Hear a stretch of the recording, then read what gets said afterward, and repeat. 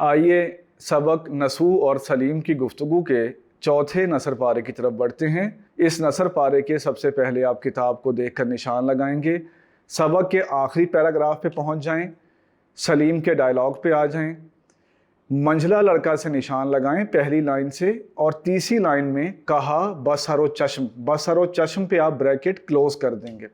आपने निशान लगा लिए। आइए अब इसके हवाला मतन और सियाको सबाक की तरफ बढ़ते हैं। हवाला मतन में आप सबक का नाम नसू और सलीम की गुफ्तगू और मुसन्निफ़ का नाम डिप्टी नज़ीर अहमद लिख देंगे। अब तो ये आपको याद हो जाना चाहिए। अब हम आते हैं सियाको सबाक की तरफ। सियाको सबाक में आप लिखेंगे कि ये नसर पारा सबक के आखिरी हिस्से से लिया गया है। इससे पहले सलीम अपने वालिद नसू को अपने महल्ले में रहने वाले 4 ऐसे लड़कों के बारे में बताता है जिनकी आदतें सब लड़कों से मुख्तलिफ हैं। महल्ले और मदरसे दोनों जगह पे इन लड़कों के किरदार और अखलाक की तारीफ़ होती है। इसके बाद सलीम अपने वालिद से ज़िक्र करता है कि उसकी हज़रत बी से कैसे मुलाकात हुई और हज़रत बी ने उसको क्या क्या नसीहतें की। इन बातों को आप अपने लफ्ज़ों में लिख देंगे तो आपका सियाको सबाक मुकम्मल हो जाएगा।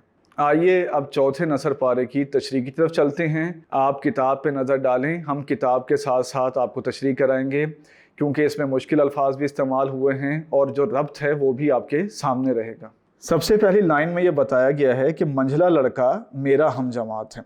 अब मंझला किसे कहते हैं? बीच वाले को कहते हैं, यानी जो दरमियाना भाई है वो मेरा क्लास फेलो है।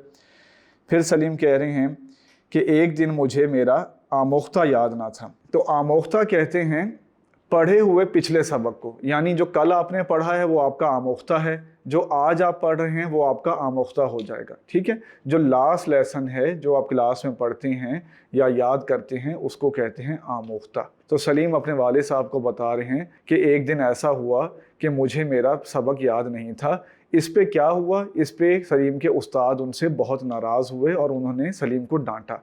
उन्होंने सलीम को कहा कि तुम इस लड़के के घर, जो उन 4 लड़कों में से एक भाई था जिसका सलीम जिक्र कर रहे हैं, इसके घर जाके अपना सबक याद कर लिया करो।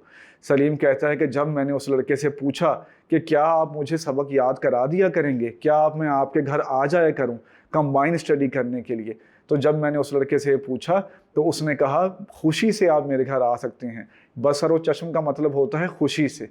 इन बातों को आप अपने लफ्ज़ों में लिख देंगे तो आपकी नसर पारे की तशरीह मुकम्मल हो जाएगी।